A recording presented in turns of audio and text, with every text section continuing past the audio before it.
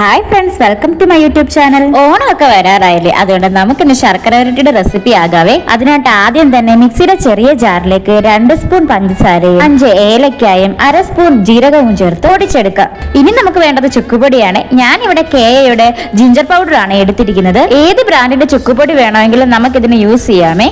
ഒരു ബൗളിലേക്ക് 2 table spoon ginger പൗഡറും മുൻപേ പൊടിച്ച ഏലക്കായുടെയും ജീരകത്തിന്റെയും പൗഡറും ചേർത്ത് ഇളക്കി വെക്കാം. ഇനി ഒരു ചട്ടിയിലേക്ക് 4 ടേബിൾ സ്പൂൺ അരിപ്പൊടി ചേർത്ത് നന്നായിട്ട് വറുത്തെടുക്കാമേ. വറുത്ത അരിപ്പൊടി തണുക്കാൻ വെച്ചതിന് ശേഷം ചുവട് കട്ടിയുള്ള ഒരു ചട്ടിയിലേക്ക് 200 ഗ്രാം ശർക്കര പൊടിയിലേക്ക് 1/2 കപ്പ് വെള്ളം ചേർത്ത മിശ്രിതം ഒഴിച്ചു കൊടുക്കാം.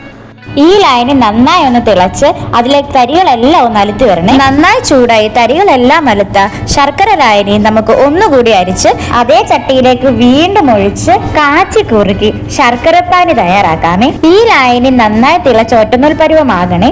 അങ്ങനെ ഒറ്റനൂൽ പരുവമായ ലായനിയിലേക്ക് വറുത്ത് വെച്ചിരുന്ന ഉപ്പേരി ഞാൻ ചേർക്കുകയാണ്. ഏത്തക്ക ഞാൻ ഈ രീതിയിലാണ് കട്ട് ചെയ്തേക്കുന്നത്.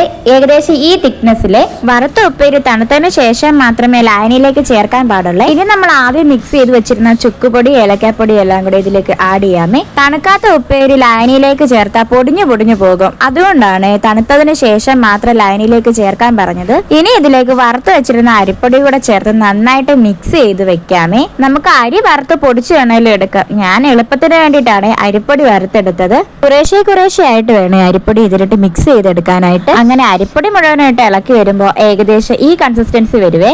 ഇനി ഇത് തണുത്ത് വന്നു കഴിഞ്ഞാൽ ശർക്കര വരട്ടി റെഡിയായി. ഇനി ഇതൊന്നും കൂടെ ഇളക്കി ഏതെങ്കിലും ഒരു ബൗളിലേക്ക് മാറ്റാമേ. അങ്ങനെ ഓണത്തിലേക്ക് വേണ്ട ശർക്കര വരട്ടി റെഡി ആയിട്ടുണ്ട്. ഈ ഓണത്തിന് നിങ്ങൾ ഇതുപോലെ ഒന്ന് ട്രൈ ചെയ്ത് നോക്കണേ. അപ്പോൾ ഇത്രയേ ഉള്ളൂ ഇന്നത്തെ വീഡിയോ. ഇഷ്ടപ്പെട്ടാൽ ലൈക്ക് ചെയ്യൂ, ഷെയർ ചെയ്യൂ, സബ്സ്ക്രൈബ് ചെയ്യൂ. Thanks for watching.